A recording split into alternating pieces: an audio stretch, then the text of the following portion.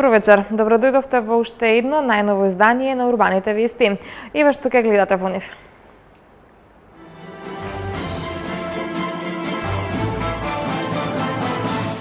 Агенцијата за катастар за недвижности ја презентираше работата за 2013 година. Подароци за лицата со попреченост од Волково. Волшебната елка им ги исполни желбите на децата од згрижувачките семејства. Ке се гради скейт парк во Скопје.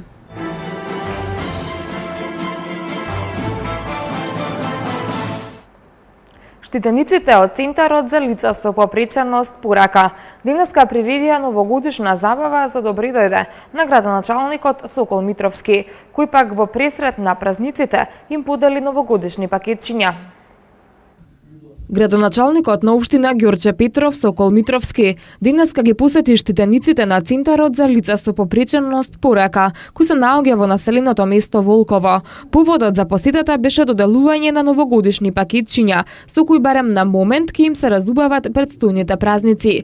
Посетата на Митровски ги расположи луѓето кон кои животот не бил многу фер и им влеа надеж и верување дека не се заборавени. Градоначалникот Митровски истакна дека општината долги години инвестира во Центарот за лица со хендикеп, што резултирало со изградба на пристапни улици и водовод. Општината Ѓорче Петров долго години инвестира во овој центар и првите наши вложувања беа изградба на пристапните патишта, на водоводот, се тоа што го гледате оваа инфраструктура практично изградена од општината Ѓорче Петров.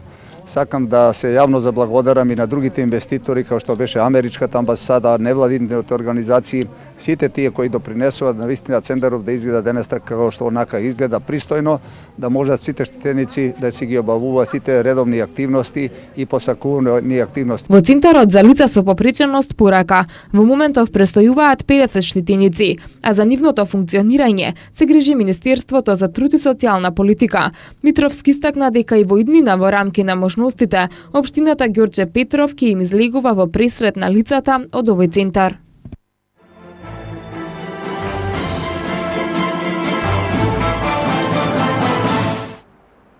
Црвениот крст на град Скопје и оваа година им ги исполни желбите на дечињата кои се сместени во згрижувачки семејства. Новогодишните желби, кои тие ги посака и ги истакна на волшебната елка во трговскиот центар Рамстор, беа исполнети од страна на хумани граѓани, здруженија, како и Министерството за труд и социјална политика. Немаше дете на кое не му беше исполнета новогодишната желба, а желби имаше многу. Децата посакаа барбики, велосипеди, ранци за на училиште и гардероба. Министерството за труд и социјална политика, преку центрите за социјална работа, има заслужна улога за напредокот на развојот на децата кои се сместени во згрижувачки семејства, а едни од најзаслужните за одржување на здраво и среќно детство на децата во ризик се згрижувачките семејства. Несебичната љубов која тие им ја даваат на децата, како и топлиот дом, се бесценети. Со рекорден број примени и решени предмети, Агенцијата за катастар на недвижности ја завршува 2013 година. Издадени се 548.089 имотни листови и 192.878 копии од катастарски план. Од вкупно 81 општина досега катастарот склучи договор за издавање на имотни листови со 63 од нив. Повеќе за ова од Томислав Атанасовски. Агенцијата за катастар на недвижности на Македонија 2013 година завршува со рекорден број примени и решени предмети. Заклучно со 20 декември примени се 1.057.936 предмети, а нерешени се само 1.330, што е апсолутен рекорд во историјата на катастарот. Минатата година од 1.027.000 примени предмети нерешени беа 1.957 предмети, а во 2005 година биле примени 386.000 предмети, од кои нерешени биле 21.000. Изјави денеска директорот на Агенцијата за катастар на недвижности Славче Трпевски на брифингот со новинарите. Ова година заклучно со 2012, кога е преспетковен период, започнувајќи од 2005 година па навака, тоа е секој 20 во месецот се вршат пресметки, примени 7.057.936 предмети, нерешени остана 1.330 предмети, што е апсолутен рекорд во историјата на катастарот. Една споредба пример со 2012 година беа примени 1.027.000 предмети, а нерешени остана 1957, а во 2005 од кога започна проектот на Светска банка да ги води овие статистики, имаше 368.000 предмети, а нерешени останале 21.000. Значи се работи за минимален број на нерешени предмети. На имотни листови, евидентни листови, листови за времени објекти, листови за предбележување на градби, пописни листови, вкупно се издадени на шалтерите или преку електронскиот шалтер 548.089 имотни листови, копии од катастарски планови, историјати, идентификации, катастарски парцели, заверка на елаборати, податоци геодетски фирми, вкупно се издадени 192.878, пријави за промена на податоците во катастарскиот операт и катастарскиот план, значи запишување на нови објекти или трансакции меѓу субјекти, значи купопродажби, 166.679, од кои 75.404 се работи за легализација на објекти, значи 75.404 легализирани објекти се запишани во катастерот, исто така 799 легализирани базни станици се запишани во катастерот. Интересно е да се напомене дека оваа година имавме 13.542 хипотеки запишани во катастерот со вредност од над 3 милиарди евра, но исто така беа избришани 8.316 хипотеки. Вкупно беа запишани 3.541 судска забрана, а беа избришани 530 судски забрани. Во катастерот оваа година беа прибележени и 1200 предбележен 1241 објект кој што е во фаза на градба и оваа година завршуваме со вкупно парцели во Република Македонија 4.237.293, вкупно згради во Република Македонија има запишано 747.117 и вкупно имотни листови или вкупно собственици 1.594.843. Заклучно со оваа година остварен е планот кој што беше зацртан од владата Република Македонија, дигитализирани се 557 катастерски општини и исто така оваа работа ја вршеа 107 геодети ангажирани преку проектот на Светска банка и околу 100 луѓе исто така ангажирани меѓутоа наши вработени. Од вкупно 81 општина досега катастерот склучи договор за издавање имотни листови со 63 од нив. Според Трпески, што поскоро договорот треба да се склучи со останатите 20 на општини, бидејќи се кршат законите за градење и за катастар.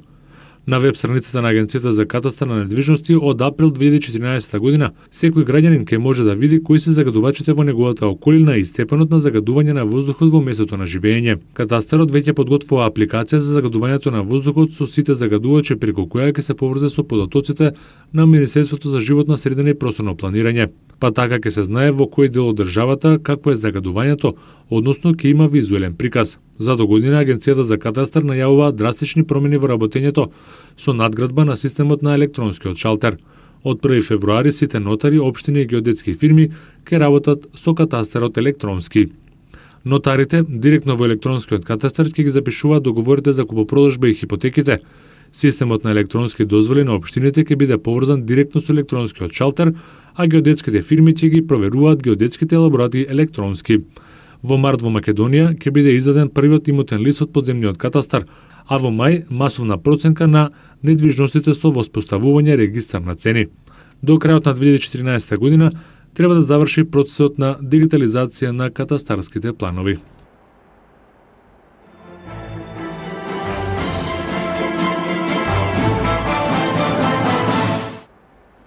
Министерството за земјоделство, шумарство и водостопанство ќе кофинансира отварање на 10 специјални вински продавници со површина од 30 до 100 метри квадратни, во кои ќе се продаваат македонски вина и ќе бидат препознатливи дека се брендирани од државата. За таа намена ќе издвои 10 милиони денари од програмата за рурален развој. Огласот ќе биде објавен наскоро, а првите продавници ќе се отворат во Скопје, каде ќе има 2 и по една во Охрид, Берово, Кавадарци, Штип, Струмица, Прилеп, Битола и Крушево, градовите во кои има најмногу туристи. Ќе се кофинансира опремување на продавницата во висина од 50% од направените трошоци, но не повеќе од 1 милион денари. Министерството ќе покрива и 50% од надоместокот за закупнина, но не повеќе од 30.000 10.000 денари месечно, како и надоместоци за бруто плата на најмногу 2 вработени лица, ограничен на просечна месечна бруто плата во дејноста. Воедно ќе спроведе и обука за вработените, кои ќе треба да знаат се за виното.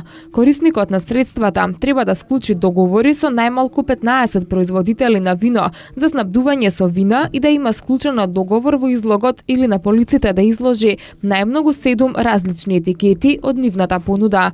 Како што информира министерот за земјоделство, шумарство и водостопанство Љупчо Димовски, се планира во иднина да се отворат вински брендирани продавници и на граничните премини и на аеродромите, како и специјални штандови за продажба на вино во туристичките места. Целта на овој проект е сите регистрирани 81 винарски визби во Македонија да може да ги понудат своите вина во специјалните продавници за вино, но и да се зголеми внатрешната потрошувачка на вино во Македонија, рече Димовски. Тој посочи дека годинава е откупено речиси целото грозје во Македонија, поради што ќе имаме повеќе вино за продажба.